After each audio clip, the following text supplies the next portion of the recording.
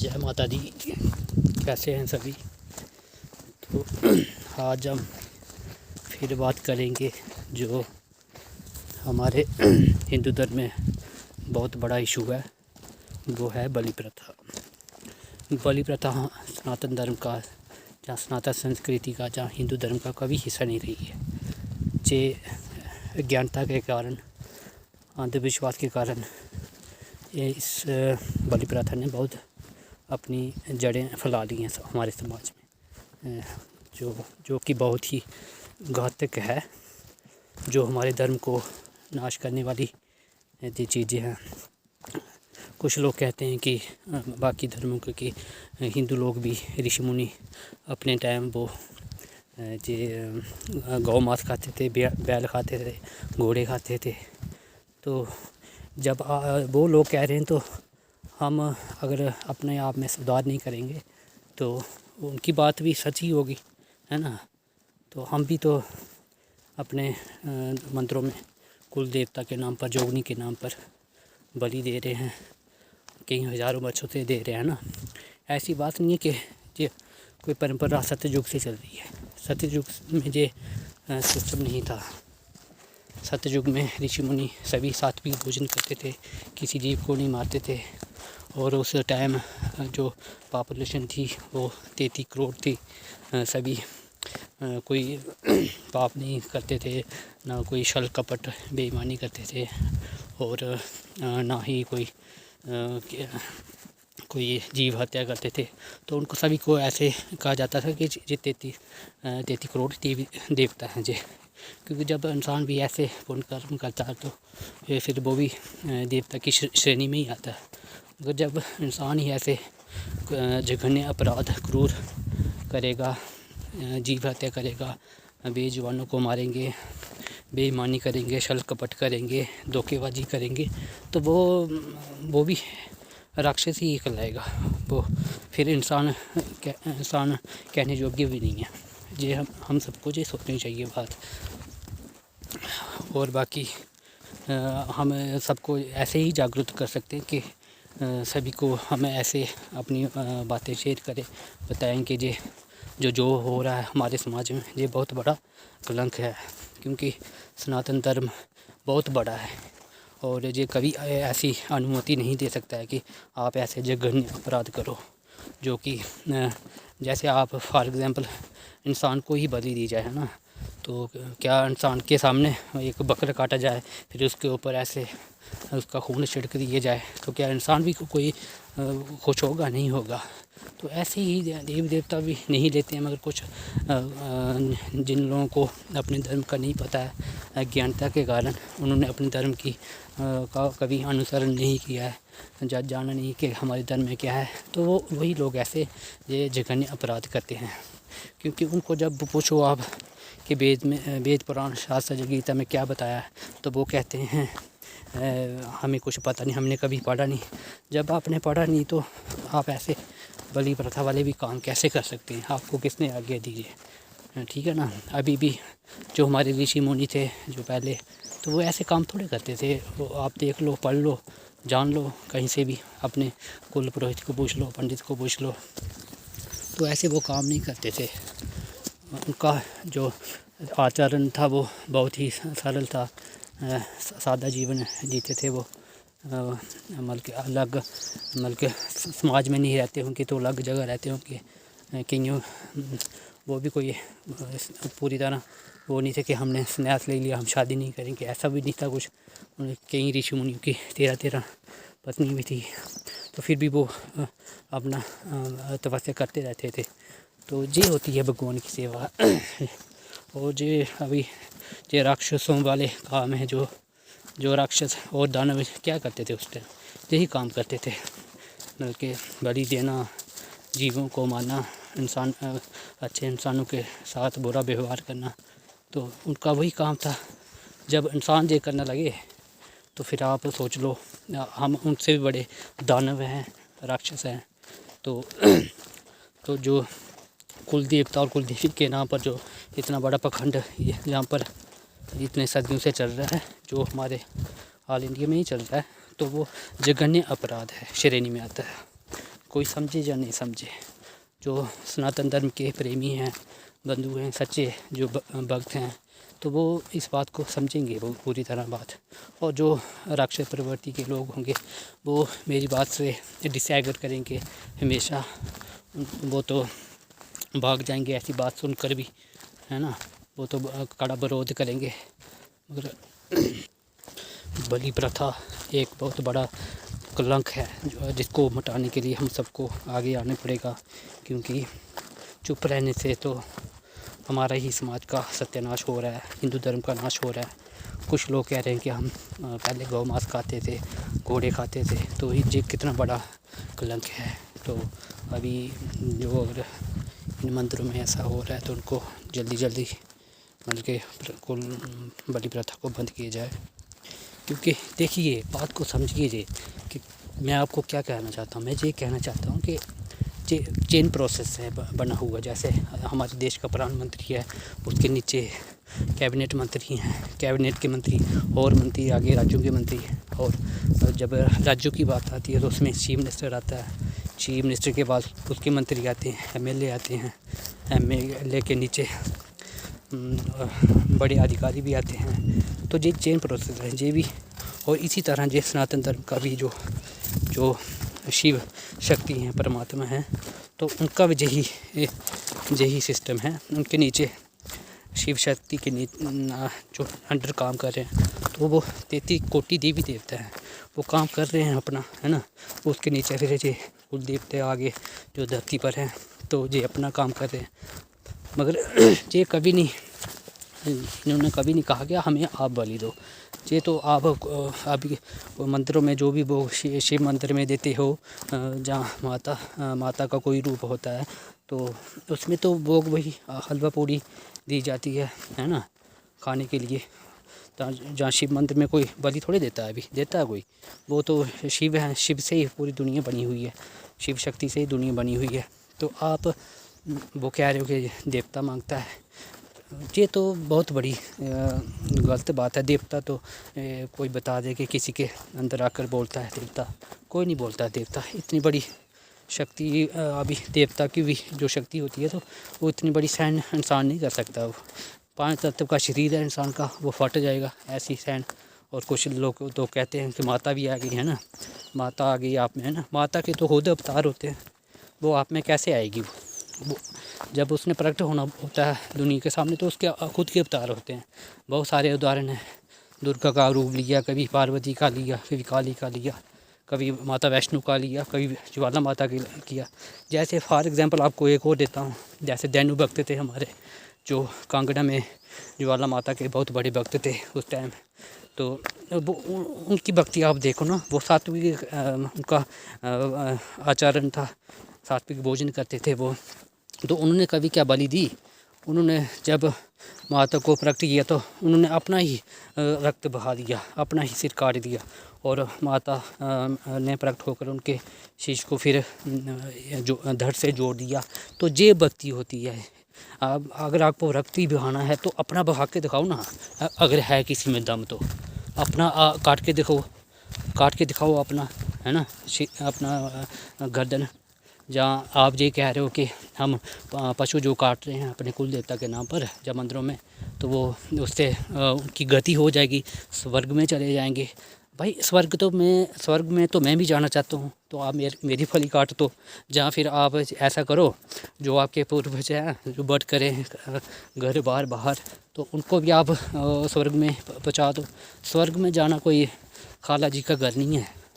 आप उसके लिए सत्कर्म करना पड़ते हैं, इन पापों से हमें दूर रहना पड़ता है। जो परमात्मा ने हमें सख्त मना किया, उन बातों से भी हमें विमुख रहना पड़ता है, तभी हम परमात्मा की शक्ति भक्ति कर सकते हैं।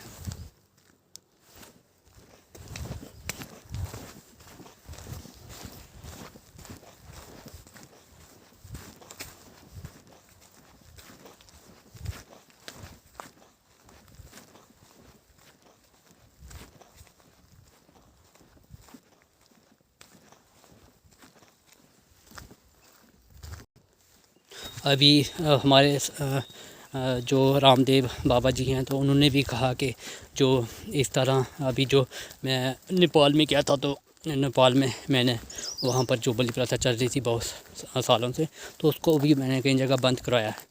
तो मैं एक जगह और गया, कामाख्या मंदिर, जो बाबा राम जी कह रहे थे कि मैं कामाख्या मंदिर गया, तो उधर भी देखा अभी भी भैंसे की जो बलि दी जा रही है।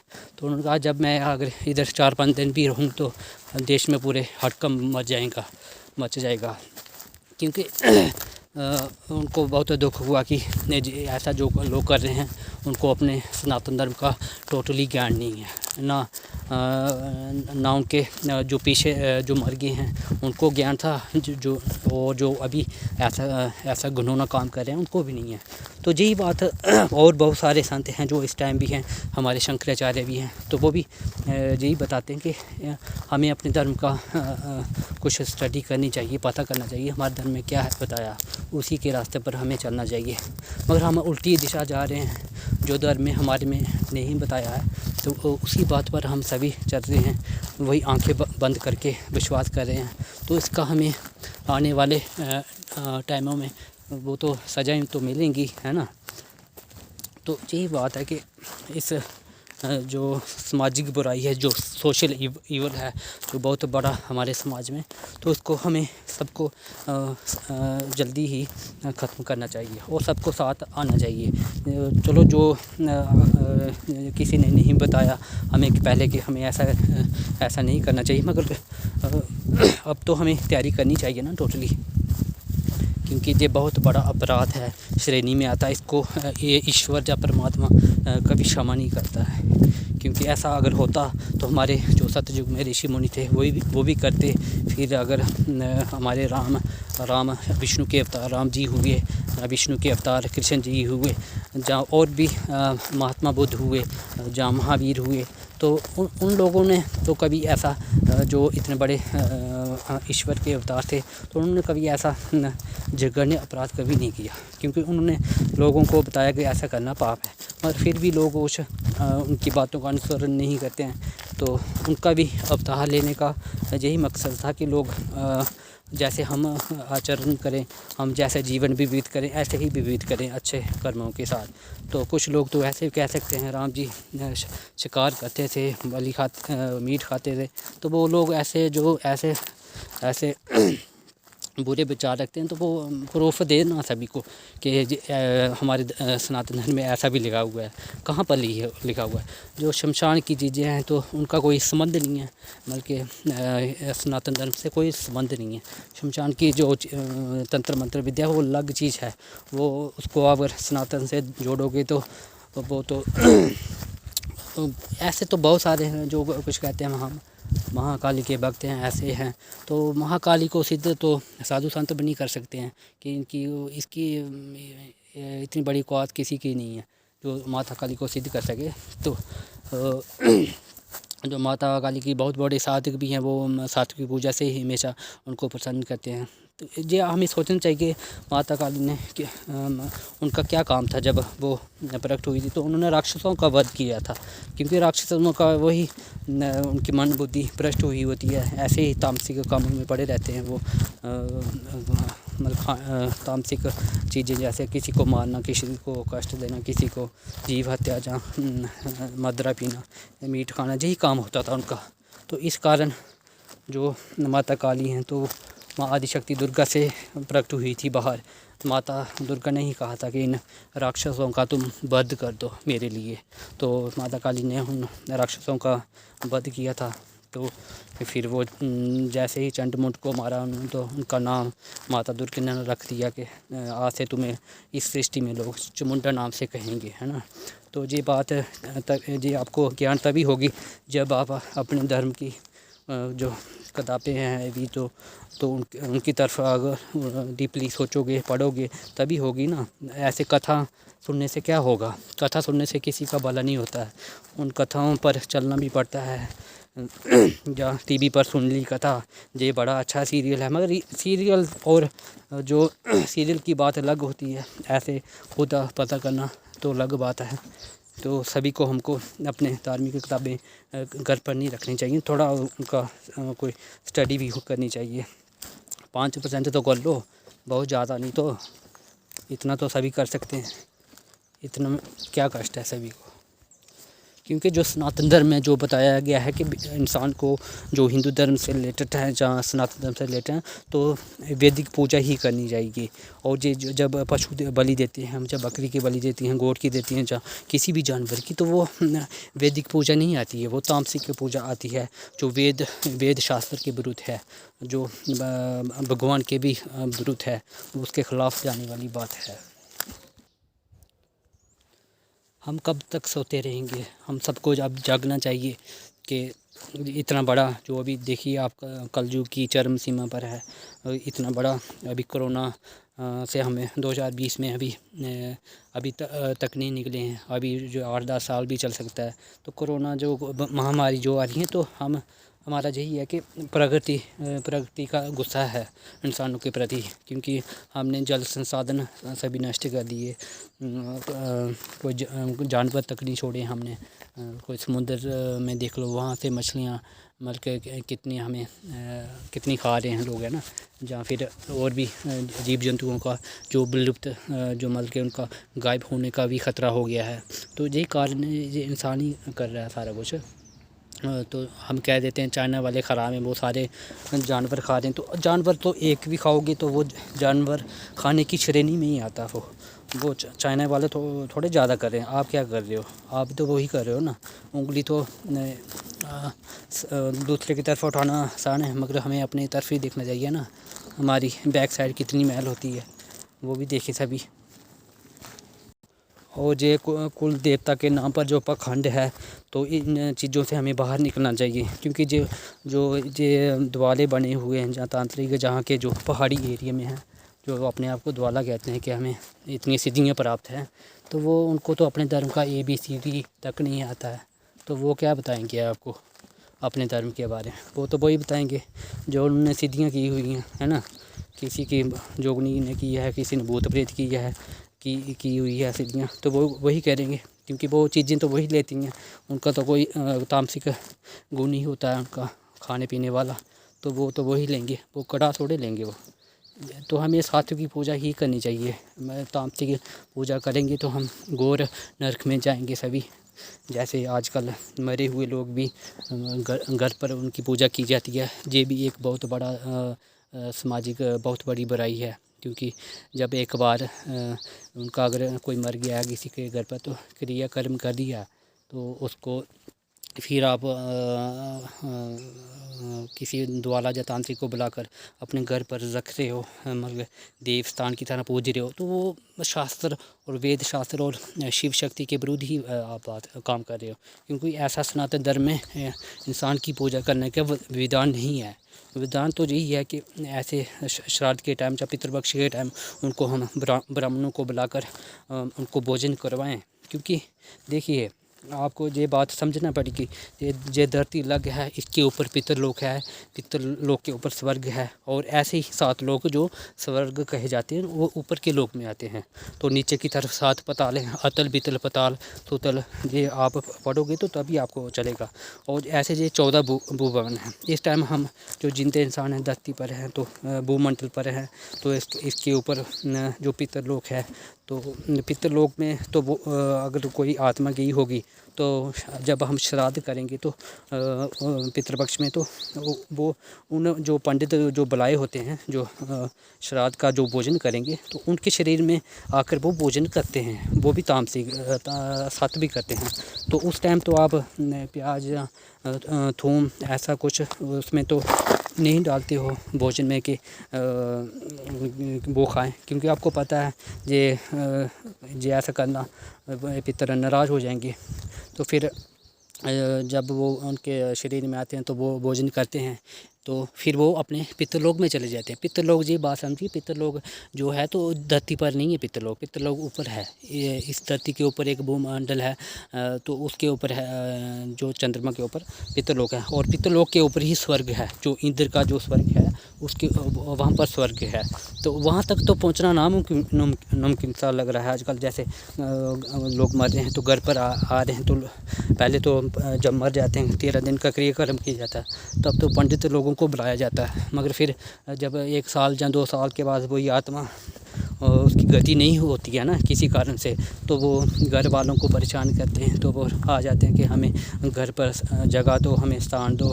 तो फिर नहीं तो घर वालों को परेशान करते हैं। तो फिर लोग डर के कारण, क्योंकि उनके पास ज्ञान नहीं होता है लोगों के पास, तो फिर वो द्वाला के पास जाकर मर जाते हैं, ऐसे भटक जाते हैं, हमें ऐसे उनकी स्थापना करके दो। तो द्वाला वो चले जाते हैं। तो द्वालों का यही काम होता है, वो तामसिक उन्होंने शक्तियाँ ग्रहण की होती हैं।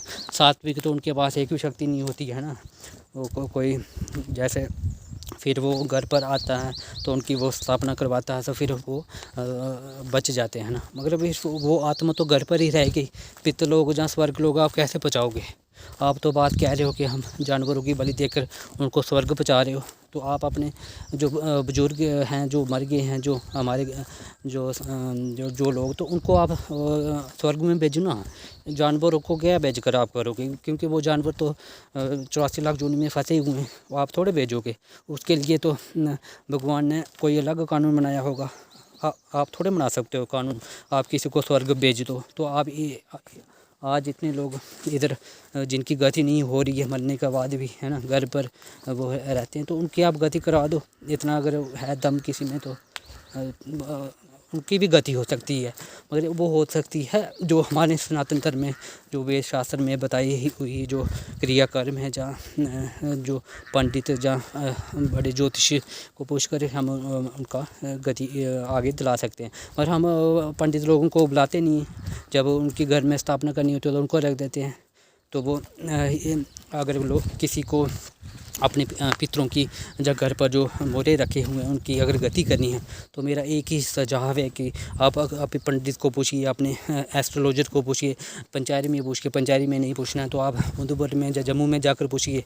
तो ये बताइए कि हम अपने जो हमारे मर गए हैं फैमिली के जो कोई भी मेंबर, तो उनकी हम सदगति कैसे करें, उनको हम आगे जगह कैसे दें इस धरती लोक से, तो उनका जन्म हो कहीं पर जहाँ स्वर्ग में भेजे, है ना। तो उसके लिए वो बताएंगे आपको कि बिहार में जो एक गया प्लेस है, वहाँ पर जो मरे हुए लोग हैं तो उनकी गति 100% वहाँ पर ही होगी। जैसे फॉर एग्ज़ाम्पल जैसे राम जी को भी अपने पिता की, दशरथ जी की हत्या लगी थी उस टाइम। तो फिर उन्होंने वही किया था, बिहार में जाकर राम जी ने दशरथ का पिंडदान किया था, तो वहाँ से ही उनकी गति हुई थी।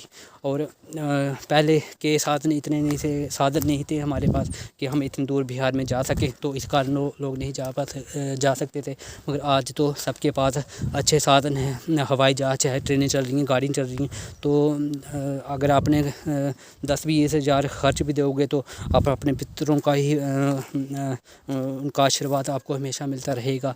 अब अगर आप जब घर में ही रखोगे उनको बांध कर तांत्रिक के थ्रू, द्वाला के थ्रू, तो उनकी गति तो होगी ही नहीं। आपकी भी जब आपका टाइम लास्ट आएगा तो आपकी भी गति वो रोक देंगे, होने नहीं देंगे, आपके अच्छे काम नहीं हो पाएंगे। क्योंकि उनके तो संस्कार तो वही रहेंगे ना, जो जब जिंदा थे इंसान, तो वही उनके संस्कार रहेंगे। तो आपको वो परेशान बहुत करेंगे। तो यही कारण है, अगर आप ये भी एक बहुत बड़ी प्रथा भी चल रही है समाज में, जो पहाड़ी एरियो में चल रही है खासतौर, और शहरों में भी हो सकती है थोड़ी सी। तो इसको भी ख़त्म करने के लिए सबको अपने पंडित कुल के पंडित जहाँ ज्योतिषी को, बड़ी ज्योतिषी को पूछना चाहिए कि हम ये वैदिक पूजा बताएं जो अपने बुजुर्गों को, जहाँ पे पितरों की मुक्ति के लिए हमें कुछ करें। क्योंकि ऐसे घर पर पितरों की पूजा करना, जहाँ दूब लेकर बैठ जाना डेली, वो शास्त्र विरुद्ध है। क्योंकि उनकी पूजा ऐसे नहीं हो सकती है ना। उनकी पूजा तो तभी हो सकती है जब हम उनका श्राद्ध करेंगे, तो पितृपक्ष में करेंगे तभी होगी। मगर तब भी श्राद्ध तभी होगा जिनकी हत्या घर पर नहीं रखी हुई है, जहाँ उनको मुक्ति मिल गई, उनका ही श्राद्ध हो सकता है। ऐसे तो श्राद्ध आप लोगों को दिखाने के लिए जितने हज़ारों करते हैं, मगर उनका तो कोई लाभ नहीं है उनको मिलने वाला, जो लोग मर गए हैं। तो उनके लिए भी ये एक बहुत बड़ा कष्ट है कि हमें जो जिंदे इंसान जो हमारे फैमिली वाले हैं तो वो कुछ हेल्प नहीं करते हैं। तो यही बात है कि जैसे श्री कृष्ण ने भी कहा था कि भगवद गीता में कि 4 किस्म के जो मेरे भक्त हैं वो पूजा करने वाले, एक तो भूत प्रेतों की पूजा करने वाले, सेकंड पितरों की पूजा करने वाले, तीसरे देवी देवताओं की पूजा करने वाले, और चौथे भक्त जो मेरी पूजा करते हैं, जो भूत प्रेतों की पूजा करते हैं। जैसे हम कर रहे हैं अभी सभी अपने पूर्वजों की हत्या घर पर रखकर उनकी पूजा कर रहे हैं डेली, है ना। जो द्वाला लोग जो बता देते हैं तो वही लोग कर रहे हैं, क्योंकि द्वाला लोगों को ABCD तक तो नहीं आती अपने हिंदू धर्म की, सनातन धर्म की, सनातन संस्कृति की, वो क्या बताएंगे। तो पूजा करते हैं, जो डेली ऐसी पूजा करते हैं मरे हुए लोगों की, तो वो भूत जोनी में ही जाएंगे लास्ट में। जो अभी जिंदा इंसान जो हैं तो वो भूत जोनी में ही जाएंगे, क्योंकि उनको आगे गति नहीं मिलेगी। जैसे जिसको कोई याद आखिरी टाइम में जिसको याद करेगा तो उसी गति में जाएगा वो।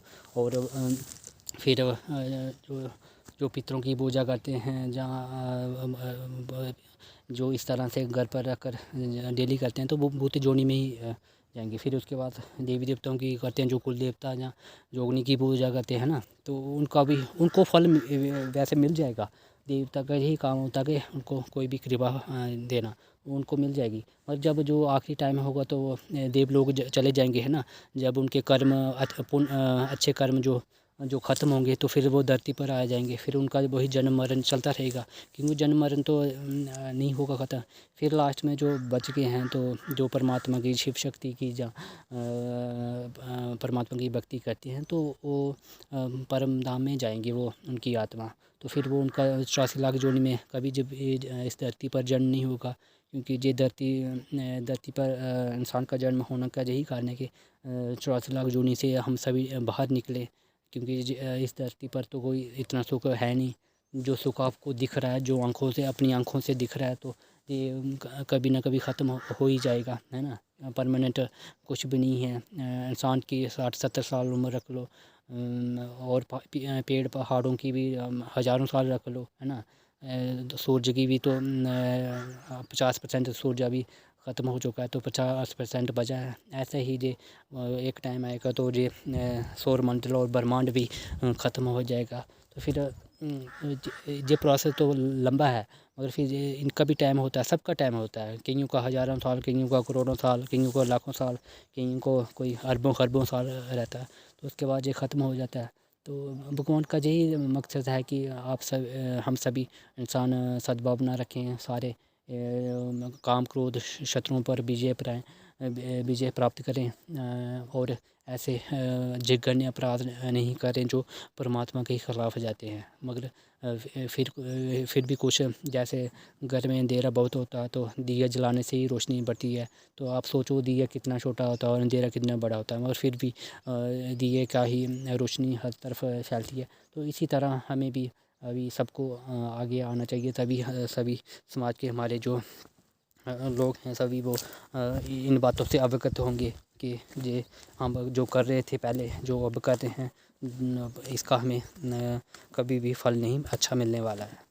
तो यही बात है कि सोशल ईवल जो है सबसे बड़े समाज में है तो यही है। एक बलि प्रथा, जो अपने हम कुल देवता या देवी के नाम पर देते हैं, जो 100% ही पाखंड और अंधविश्वास और सनातन धर्म के ख़िलाफ़ है। और दूसरा ये मरे हुए लोगों की भी घर पर पूजा आजकल करना, हत्या बना कर रख देना। तो फिर आप पंडित, अगर आपने इनकी पूजा ही करनी है डेली ऐसे हत्या बनाकर, तो फिर आप इनके क्रियाकर्म भी क्यों करते हो? आप ये बता दो आप मुझे।